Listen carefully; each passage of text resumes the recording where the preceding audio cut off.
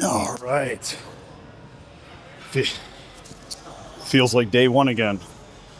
So today, getting back into it, going to be doing some back. I've been already getting some questions. How did you do? How did you place?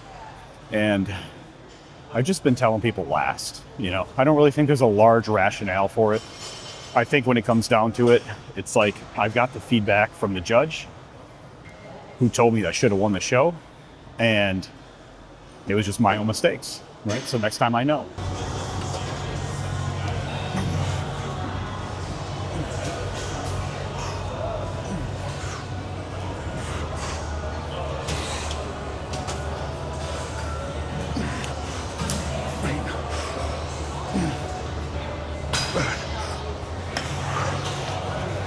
It's very cliche in the sport of bodybuilding to always look better after your show, but that's the reality. You find what works and you find what doesn't. You make mistakes and you learn from them. So I definitely filled out a lot since the show itself. And one thing I've learned is eating more whole food meals during show day. I was snacking on fucking rice cakes and I just don't feel like it filled me out nearly as much as whole food would have. Come on over here. But eating more whole food I think is definitely going to be a game changer for me. Give me a kiss. Love you. How was your class? Good? Good? Damn, it kind of made me feel like I've never worked out a day in my life. Yeah. Fuck that. Shit. Fuck that. I feel Just do the pump workouts. That's what you need. Alright, I'll see you. I love you. Get ready. Have a good day.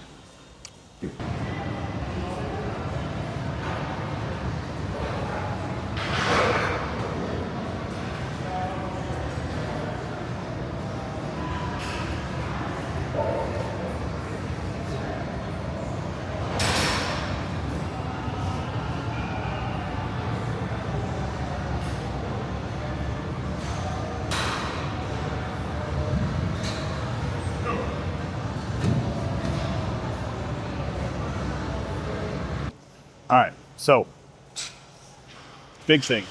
I got to take out something called dandelion root. It's a natural diuretic, and it was making me kick out water like crazy. And I lost way too much weight and flattened out. Another thing is I need to eat more whole food meals, and I need to not pull the brakes on the cardio. I started pulling back the cardio a little bit because I thought it was affecting my image and my fullness, but it actually did the opposite. So I need to make sure that I keep that activity up. I need to make sure that I'm making sure my water intake is staying high. And I need to eat more whole food meals. Don't pull the brake on the cardio, and just keep pushing through. I may add some HIIT stuff too in there, here and there, maybe 3 days a week, just to reduce my overall volume of cardio and just essentially increase my calorie burn. So trying to be more efficient with the time that I spend. I'm just gonna try to play around with variables until I find what's right. So. All right, that's very sketchy. This thing is at max capacity. And I hope it doesn't fall. Anyway, I got some cardio now. So we're doing about 20 minutes of walking here. I'm gonna do a 3-speed, put it a 5 incline. Nothing too crazy. I always tell people it's like a walk with a purpose. You just want to be a little bit uncomfortable while you're doing it. Okay. A lot of conversations this morning. People asking me, how'd you do? How'd you place? And I've had about 20 conversations telling people last place. I don't really have too many words for it because people are, every time you tell somebody last place, the first thing they start to give you is some sympathy. And that's the last thing I want, because in no stretch of the imagination do I feel like I lost anything. I feel like I gained everything. And I also have my eyes set on the next competition in 14 weeks. So I am excited to jump into that. I'm going to give my body about 6 weeks as a recovery period, because I've just been abusing the shit out of it for the past 13, 14 weeks. So we'll give it some time there. I'm going to keep up with my tracking, getting my calories back up to around 3,500-ish. And then we'll do a slow descent from there right into November 15th, which is when the show date is. So I'm excited about that. And now I got a little bit more experience in terms of knowing what to expect. I know one thing's for certain is I definitely have to go a little bit darker with the tan. I feel like we could have done a few more coats. I'll know that for next time. I'm gonna actually look on their website because I use Pro Tan, and I preferred like Nagar putting it on, opposed to, we got some lady who it's her first time. Like, hey, nice to meet you. This is Stacy. She's gonna spray you today while I watch. That's the last thing I wanted. So I'd much rather have my wife integrate in the process, especially if I ever travel for shows and we go to hotels. I just think it would be nice to have her with me, being able to apply the tan. And all the research that I've done on it, a lot of the pros are doing the tan themselves. They're not having a company do it. They're doing it themselves. They like to be in control of their own tan. So, and I totally get that, because if you got to do any touch-ups or anything like that, you don't have to like wait for a time to book it. You can just touch it up right then and there. So I like learning to do all this stuff myself just for long-term utility reasons. But also, this is my hobby. It's my sport, and I want to make sure that I learn how to do all this shit. So, yep. So 20 minutes of cardio. So I'm going to keep this in like 20 minutes of walking after my workouts. Nothing too crazy. Like I said, mild incline, mild walking. Although I don't feel like the treadmill's even inclined. Yeah, I don't think it's inclined much. Yeah, definitely not. Oh well, it is what it is. I'll have to take a note for that for the technician later. This one is not inclining. Anyway, so it feels good to get back in routine, back into the swing of things, some normalcy. Taking that week off was definitely needed. I feel like it cleared up a lot of mental energy for me. Helped me make some. I did overthink a little bit in some of the things. Like, one thing I definitely know I'm going to take out is something called dandelion root, natural diuretic. It made me kick out way too much water. I dropped all the way down to like 205, and that was just completely unnecessary. It made me flatten out too much, and my body wasn't holding on to the water. I also need to play around with the idea of maybe adding in some HIIT cardio. So I reduce my overall volume of time, but increase the calorie burn, so I'm just being more efficient with it. So I'll probably add that in too, doing like 3 days a week of that. I'll just have to find days to put it on, but we'll probably do something like a salt bike or like the seated rowing. Something. I ain't doing no fucking sprints, I can tell you that. But I feel like that'll be a more efficient way of spending my cardio, at least on some days. That way it's like, I feel like, with cardio too, I feel like it's more about output than it is time. A lot of people say, like, how long are you doing cardio for? Well, you do cardio for 40 minutes and hold on to the treadmill and go real slow. Or I can go 15 minutes, 10 minutes of super high intensity and still maybe get some of the same added benefit. The problem is you don't want to do it too much though, because it's definitely not muscle sparing when you're low calorie. It requires a lot of stress on the body. And when you're already doing like heavy weight training and you're adding that on top of it, it can definitely take away from your look. So it's like a balance. That's what I love most about bodybuilding is there's like an art and a science behind it. You just gotta kind of figure out what works best for you. So, and it's subjectively judged, which it makes it even more fun, because now it's not like I don't know. Some people take that in a bad way. They're like, you know what? Well, how do you win then? I say, well, that's the fun, is if somebody like scores more points than you, then they're the obvious winner. And there's more tension, I feel like, when you don't really know what the criteria for judgment is, because it varies between judges. So it just adds another element to it where it's like, hey, it's an art, figure it out. There's so many variables that you can leverage. It's kind of like business, right? In business, there really is no objective winner. You could say something along the lines of one person makes more money than the other, but maybe one has a terrible at-home life and has no relationship with their family. Maybe their health's degrading. So what sort of criteria are you using to judge success, So I've always geared more towards the overall picture You know, with all these variables present, how many of them are you checking the box with? And which combination of them work best for you, you know? You got size and symmetry in bodybuilding, you got conditioning, you got posing, you got your tan, you got presentation. There's many variables, and you just got to find a good mix of them that works good for you and your body type and your class and your division that you plan on competing in. So, yes, sir. So I'm looking forward to this next one. I'm definitely need to practice posing more. I may get a posing coach, but when it comes to nutrition, when it comes to training itself, I definitely don't want somebody dabbling with my body in that regard. I'd rather learn that stuff myself. I feel like I have enough knowledge coaching for 15 years, understand anatomy, understand chemistry, understand nutrition, understand hormones. Like, the last thing I want is somebody saying, hey, here's your templated program, follow that because that's what other athletes do. Like, no. I'm gonna figure this shit out myself because I know my body better than you. But one thing that I think I can get a second opinion on is judging, or is the posing. That is something in terms of conditioning, like holding the poses, not the flow necessarily. I think my posing is good. It's my posing conditioning. And that's something that I'm just gonna need to have it set in my routine to do every single day to make sure I build up endurance with that so I'm not shaking on stage. So yeah, so that's a recap for today. I'm gonna finish up my cardio. I have my shake today too. Get back on my meals. And today, I'll just recap it towards the end. I have a lot of shit to do with work today, catch up with my staff, and make sure I get everybody in alignment. So this may be it for today. We'll pick it back up tomorrow. All right.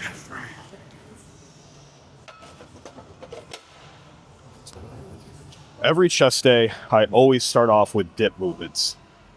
Many reasons why. I think the biggest issue is most people have this posture that's like forwardly rotated and it's compressed down, right? And that's due to the fact that a large part of our nature is sitting, right? Our day-to-day life. And that compromises our ability to actually engage our chest. So when we do it, we start to feel it in our shoulders, we start to feel it in our biceps and elbows, and we don't really get that chest growth that we're looking for. So a little pro tip for you, when you start off your chest days, start with dips to really help open up the shoulder frame and stretch it back. Because what it's gonna do is it's gonna create this separation between the shoulders and the ribs. Because every time I go down for a dip, it's gonna pull my shoulders upwards, which is not a movement that you're typically getting with like a traditional press, right? You're not getting this elevation. And when we get that elevation, it's gonna help open up that shoulder complex and allow us to access more of our chest. So every single chest day, I always start off with some dips. Start off body weight. If you can't do body weight, do an assisted dip machine, okay? And then put some weight on it and stand on that platform, and then make sure you're getting nice controlled slow form. It's not about intensity, it's not about push, it's not about weight with this, it's about a slow controlled stretch. So I'm gonna do some body weight ones. If it's feeling good, then I'm gonna jump over and start doing some weighted ones as well. I'll grab like a weighted dip.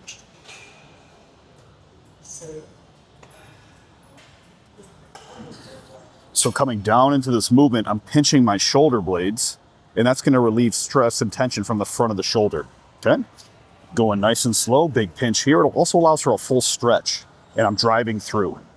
And what's important to keep in mind too is I wanna come all the way through my movement, because this depression movement, that small movement right there, is actually what's gonna contract that tiny little muscle in my chest called my pec minor. And that's the one that ends up getting locked and pulling our posture down and causing pain.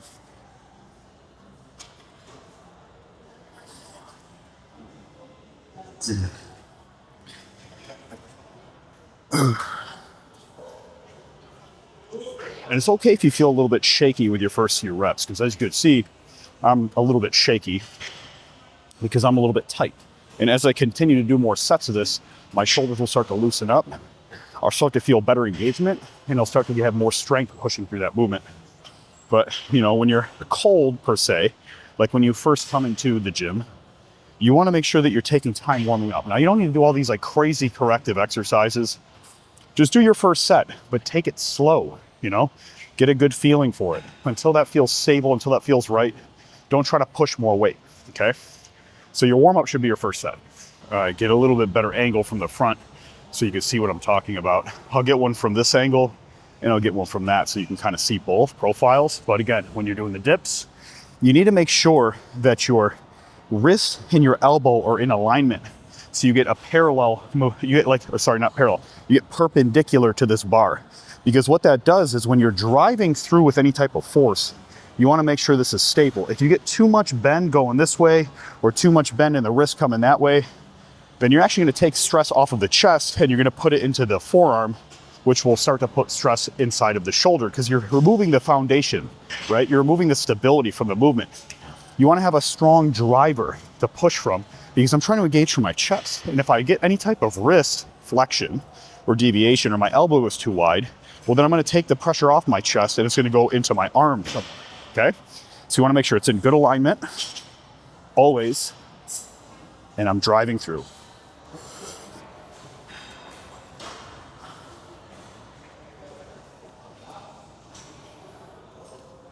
And I'm trying to focus on stretching my chest too. I'm not just moving, right? I'm taking my time. I'm getting that stretch, leaning forward into it, big pitch in my shoulder blades, driving through to a squeeze.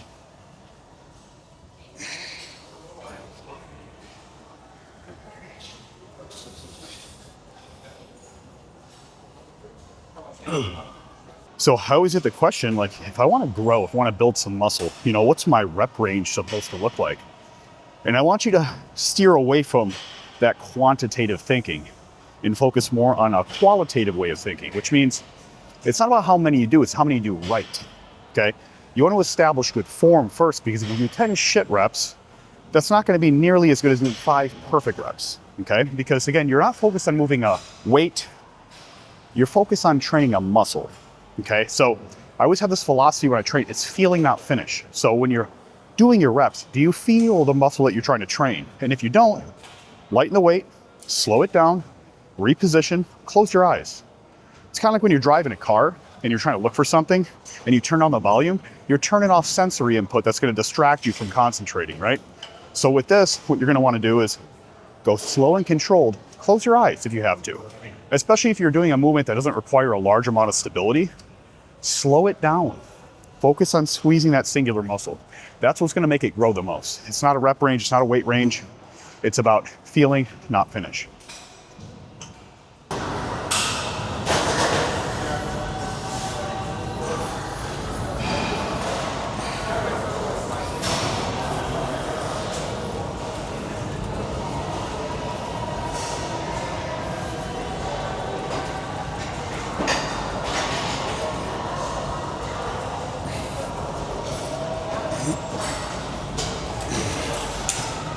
Okay, so I did about 5 sets of dips and my shoulders feel tremendously looser now.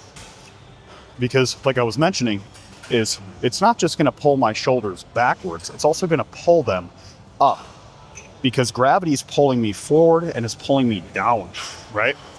So when you actually do those movements for like dips, it'll help open up that chest for you. It's gonna allow you to actually breathe better too, believe it or not, which can actually increase your fat loss, because 80% of your fat loss comes from just breathing alone. So definitely hit those dips. You can even assist with that, with your breathing capacity. Also get yourself a posture brace. There's one that I use called JM Pose posture brace. It's on Amazon. It's for like $20. I'll put it like right here in a little picture. But that in itself, I have every single one of my clients wear it. I wear it, I have my wife wear it, because you want to think about taking out the passive aggressors, right? The things that are affecting your posture on a daily basis you're not really paying attention to. Like you can do all the active stuff inside the gym, but what are you doing to mitigate all the passive stuff outside of here that's actually contributing to shoulder pain, it's contributing to your breathing capacity, and it's actually contributing to a lower quality of life for you, lower energy levels, right? So get a posture brace, it's $20, it'll fix all those issues for you, and it'll help bring you back into a normal positioning, which is not only gonna allow you to build better muscle and have better presentation, it's gonna remove depression and anxiety hormones from the body because it doesn't think you're suffocating from messing with your breathing capacity. And then on top of that, it'll increase your fat loss, right? Just for $20. So again, get one of those. It'll be a game changer for you. Wear it while you're working, wear it while you're sitting down, and that'll be a significant benefit for you. Doing a variation of an incline press for the chest. And whenever you do an incline motions, you got to think you're not going straight out. You're kind of going up on an angle. So the positioning of your elbows is really going to dictate where you get that stress in your chest, which is exactly why I do not like to use this thing right here, right? If you're using an incline barbell and you're still relatively newer to strength training, stay the fuck away from this. That shit's gonna hurt your shoulder. especially because I haven't met a single person that has a symmetrical shoulder frame, which means one shoulder will always sit higher than the other naturally. It's just due to your spine, right? So you're going to have an asymmetrical grip and it's a free bar. So you're going to set yourself up for failure because like I was mentioning, you want to focus on the feeling, not the finish. And if you can't feel it because you feel something else, right, you're compensating another part of your body, you're not going to get maximum contraction and maximum growth in your chest, right? So instead, I'm going to do it on a Smith machine. That way I at least take out the stability element. And I can push into the machine and really squeeze my chest because I'm not focused on raw power. I don't care how good I look on this little bench right here. Who gives a fuck what your weights are? I'll do 10s. I don't care, right? What you want to do, though, is focus on the highest return for your time.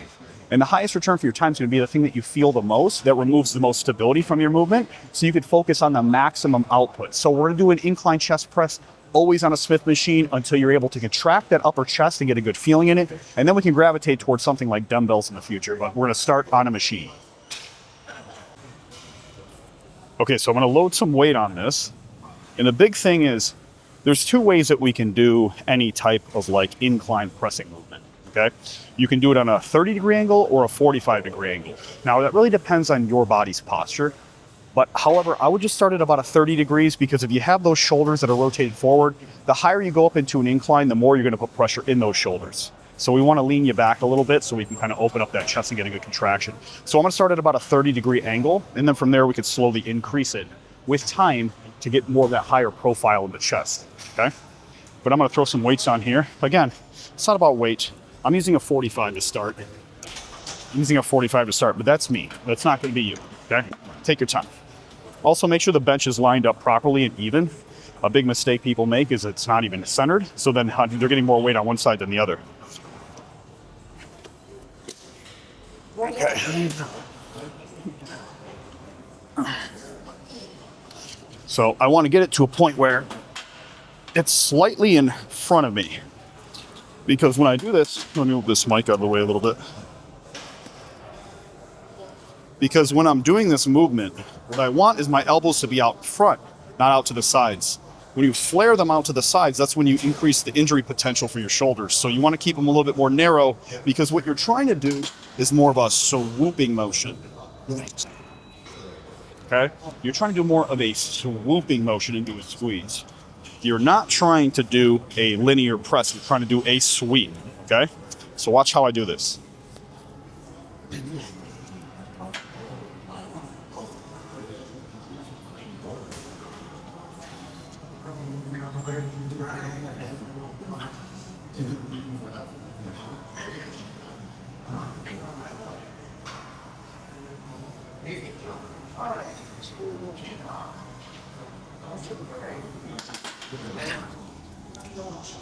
Nice and smooth.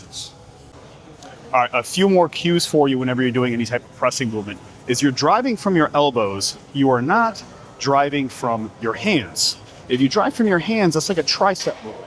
You see, when I push from my hands, I just extend my elbow. But when I move from my elbows, I actually stretch my chest. So you're gonna wanna learn to move from the elbow itself, not from the hands. Okay, so when I'm doing this movement, I'm focused on driving through my elbows, okay?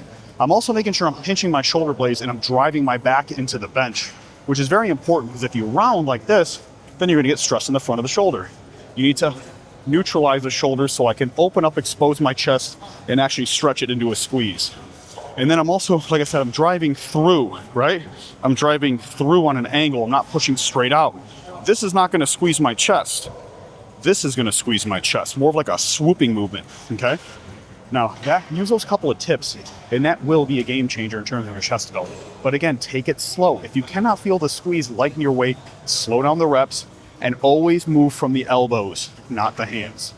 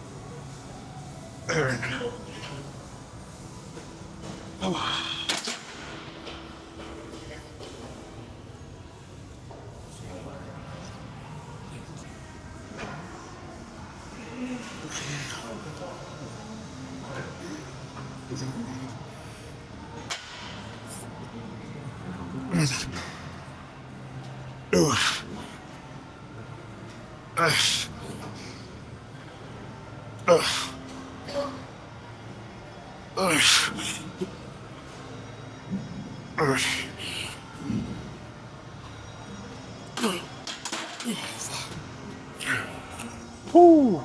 Look, sometimes you gotta drop the weight.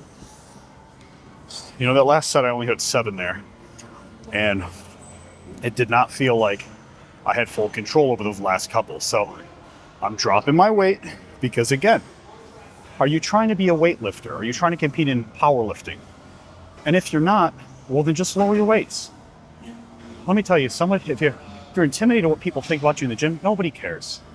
Nobody cares, right? Just focus on yourself, focus on what you can do, because at the end of the day, it's your progress, it's not theirs. So focus on the feeling, not the finish. Lighten up your weight loads. These are your results. These are your gains. This is your body, right? Treat it with respect and just take your time. There's no rush. Okay? Heavier weights does not mean you're going to grow faster. What's going to make you grow faster is when you control and master these movements and you learn how to really squeeze these muscles effectively. So focus on the feeling, not the finish.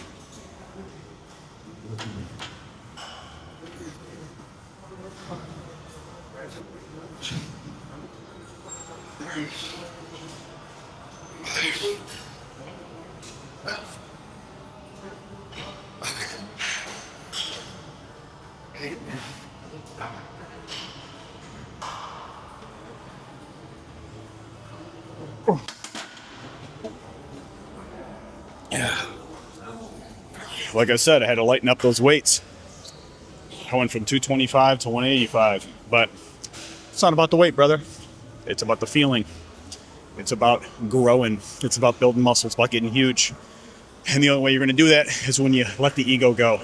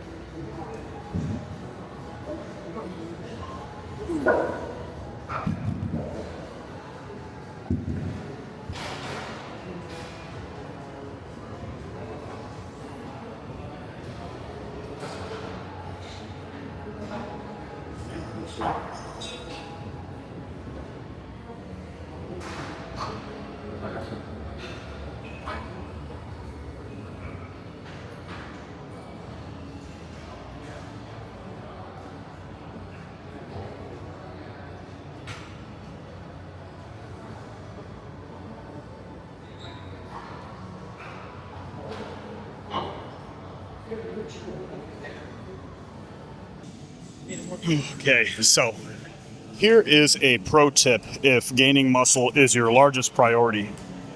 You need to have about 90% of your workouts be on machines.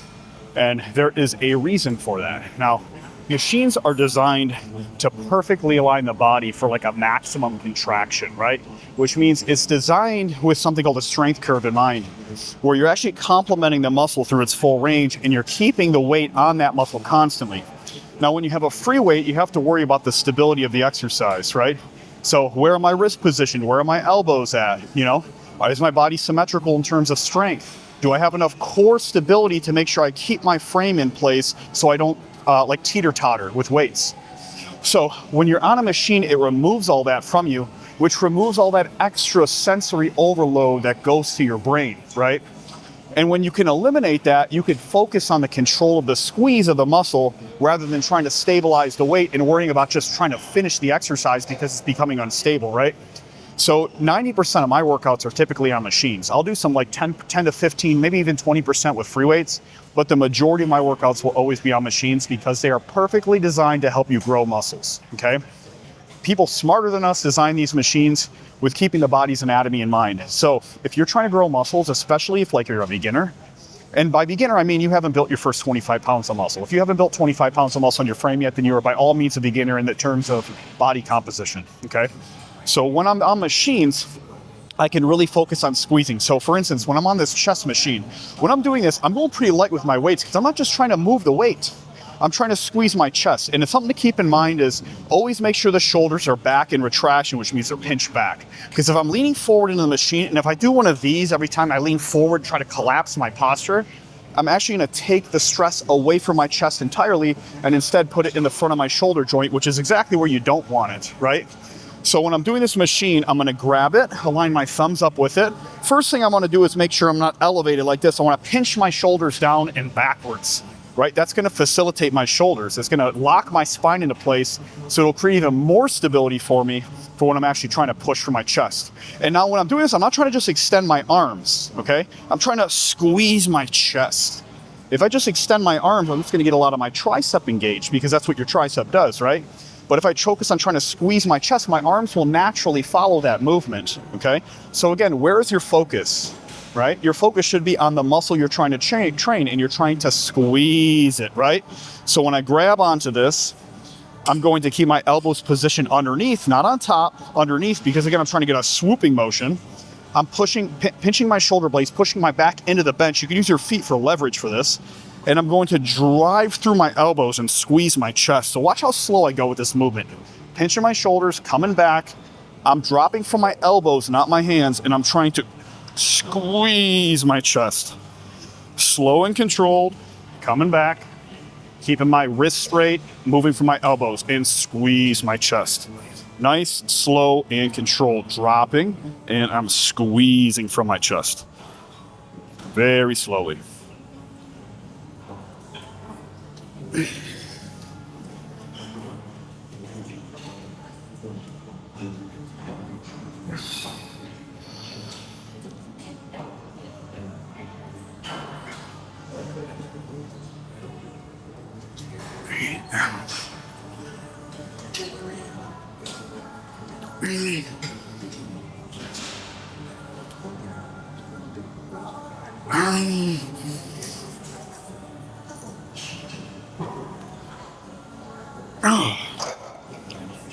Now again, I could put about 4 plates per side on this and I could just fucking push it out, right?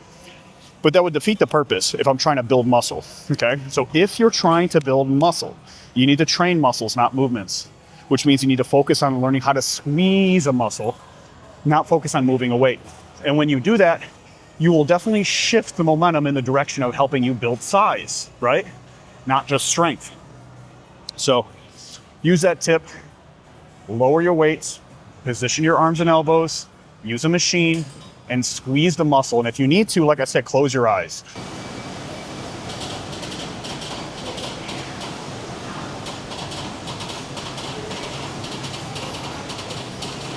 I don't know if you can hear that, but that don't sound good. Let's hope some Final Destination shit doesn't happen right now. Anyway, so I'm gonna finish up a little bit of cardio.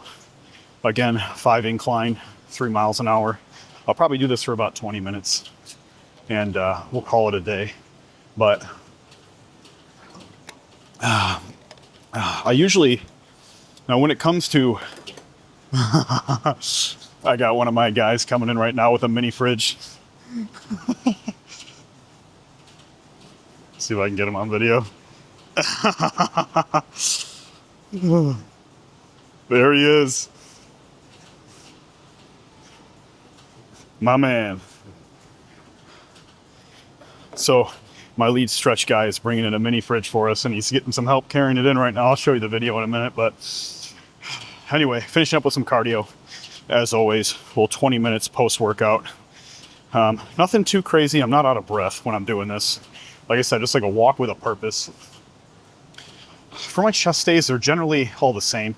I do some form of dipping movement, you know, like I was showing you when I get started, to really help open up and release my shoulder complex. And that allows me to access better chest. So I recommend that you do that too, even if it's on like an assisted dip machine. So I get started with that, do about like 3-4 sets. And I don't encourage you to like get stuck on the idea of just like numbers, like how many sets, how many reps I do. Just go based on the feeling, because your body's the best feedback tool that you're gonna have in terms of when you're trying to grow muscle. you're not regimenting some sort of plan for like strength training, right? Like you're not trying to hit certain numbers of powerlifting. You're trying to change the aesthetic look of your body, which is more of a subjective thing.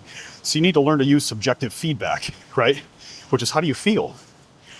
And when you can learn to leverage that, that's when you're going to get the highest return on your time. So chest, start off with some dipping movements, loosen up my chest. Also that targets that little pec minor in there. It really adds that profile and density outwards. It helps with shoulder mechanics, helps with removing pain, helps with the breathing. And then I do some sort of incline movement, the most neglected part of the chest. It's where most people miss that definition. And like I was mentioning, it's a combination between like a 30-degree and like a 45-degree press. One thing I didn't show you today was I did a little bit of 45-degree pressing with dumbbells. I just kept it pretty light, about like 65-ish pounds. Actually, I did think I got a clip of that. Anyway, blood sugar's dropping, so I'm losing my train of thought here. So I did 2 forms of incline pressing, Smith machine, also dumbbells.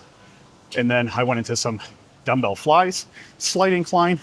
Now the thing is, when you're first getting started, I recommend using machines for flies, because if you're trying to do a fly with a dumbbell and you don't have good chest control, you're gonna almost certainly always feel it in your shoulder. And there's a high likelihood of injury with that exercise. So I don't recommend you start with that. Just do a machine, graduate your way into dumbbells at some point. And with a chest fly, the biggest thing to keep in mind is you're focusing on a controlled stretch. You're not just focusing on trying to squeeze. Like some people focus so heavily on the squeeze coming up, but it's mainly a controlled stretch coming down and pausing in that pocket and then trying to re-engage from the pocket up to neutral. So I do some sort of incline movement, dip. I do some sort of fly movement, and then I do some sort of like straight press. So I generally use a machine for that. I think it just gives me, like I was mentioning, the highest return for my time. Machines, I think, position you perfectly for certain exercises. Chest pressing being one of them. So then I just finished up with that, and I'm doing my cardio. So a nice short lift. So what is that? 1, 2, 3, 4, like 5 exercises. Again, people ask me how many reps, how many sets. It changes.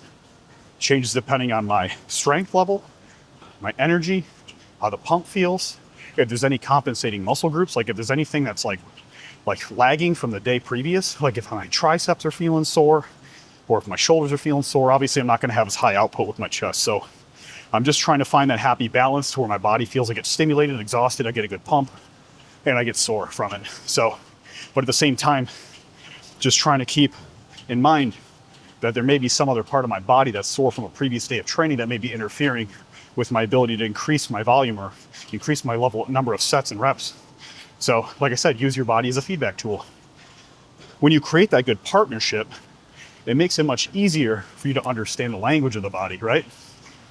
And when you're taking in its feedback, that's when you can actually see some sort of growth, because you'll learn to work with it instead of against it. And most people are trying to force their body to do things instead of partnering with it. And that's why you don't see progress. It's like a little rebellious teenager, you know? So you try to force it in one direction, it goes the opposite way. So it also creates like a much better mentality. Do you want to feel like you have to force yourself to do shit? Or do you want to feel like you're partnering with yourself to do shit, right? It just is a much more positive outlook.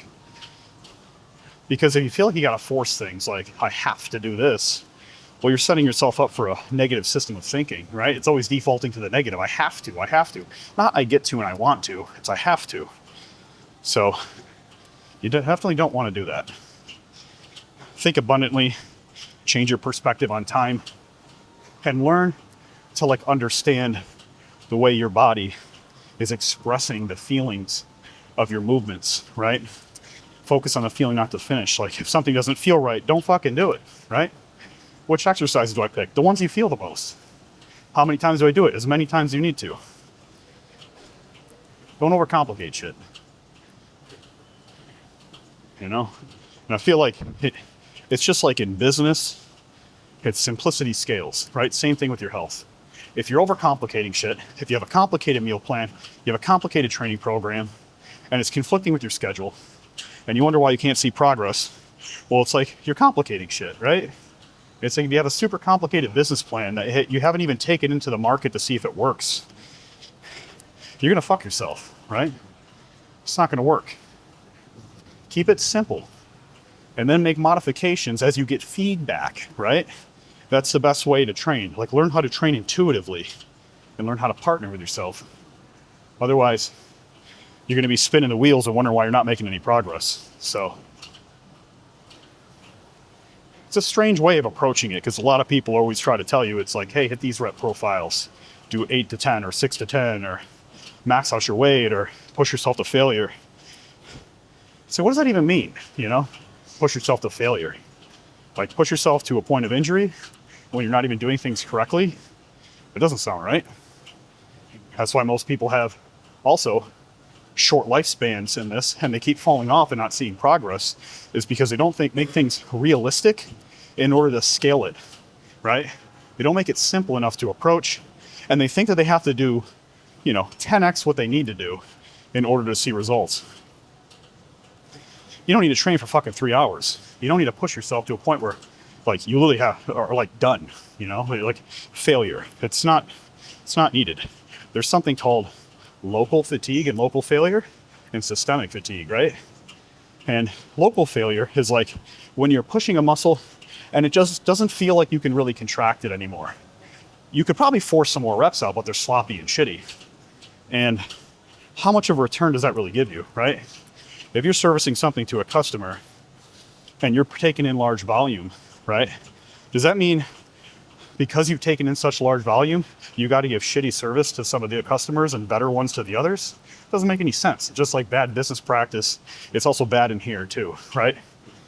You can't be focusing on stupid shit like that, right? Make sure the integrity of your reps, the integrity of your service is always the best you could possibly keep it.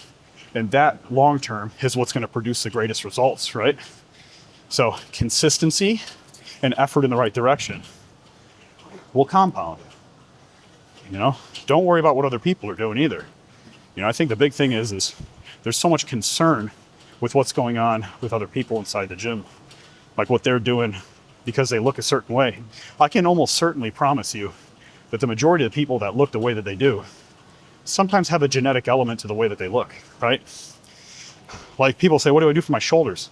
It doesn't fucking matter what I do for my shoulders. My shoulders are genetically, I have a large shoulder frame and traps. I never touch my traps. I don't do a single exercise for them. I don't do a single exercise for forearms, It's my hamstrings are like, what do you do for your hamstring? It doesn't fucking matter. You can do the same exact things. But it's not about the exercise. It's about how you're doing it, right? And this kind of leads me into that point of, like, it's not about information.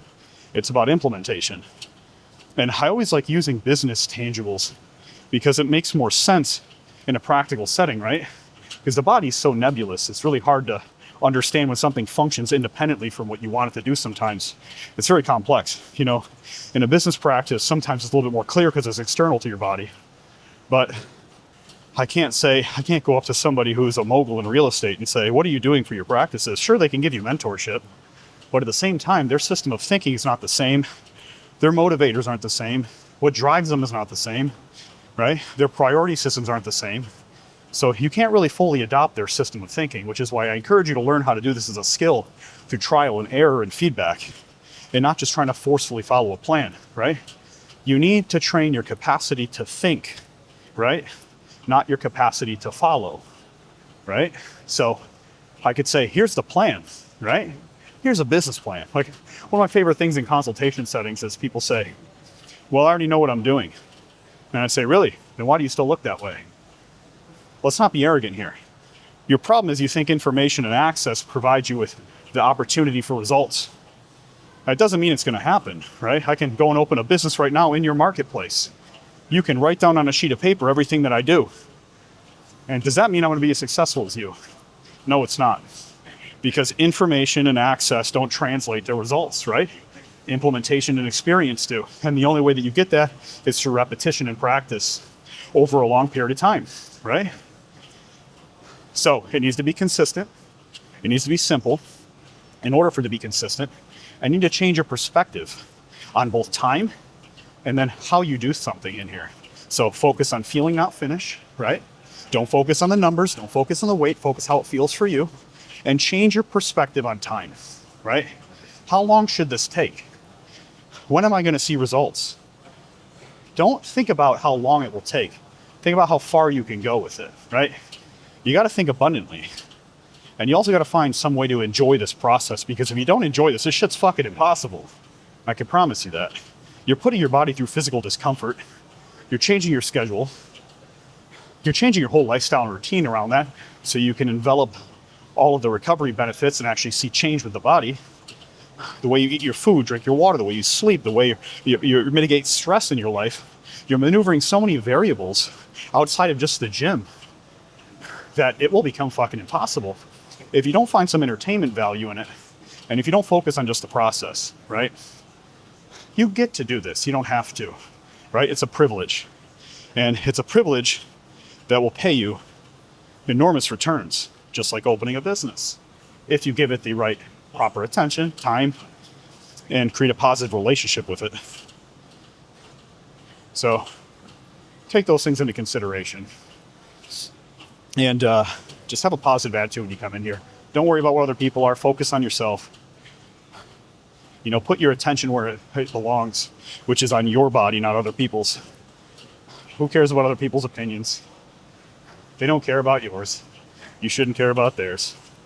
I'll go over there to that dumbbell rack and curl 10-pound dumbbells, 5-pound dumbbells. I don't care, because I'm not here to impress you with weights, and you shouldn't be either. You should be focused on yourself. Whatever it takes to grow. Whatever it takes to grow. Make things simple. Simplicity scales. Implementation, not information. Feeling, not finish. Change your relationship with the process, and also your perspective on time. And when you do that, results will fucking fly for you. But this is going to be the end of the video.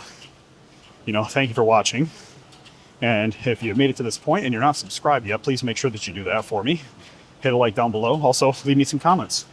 Let me know what you want to hear more of. If you like these treadmill talks, the car talks, you want more philosophy, mindset, coaching, you want more fitness, nutrition, what are you looking for? You know, I'm going to do a full grocery haul video towards the end of the week. I also have 2 more training days that I'm going to film on a separate vlog coming up here. So again, thanks for watching, and I'll see you in the next one.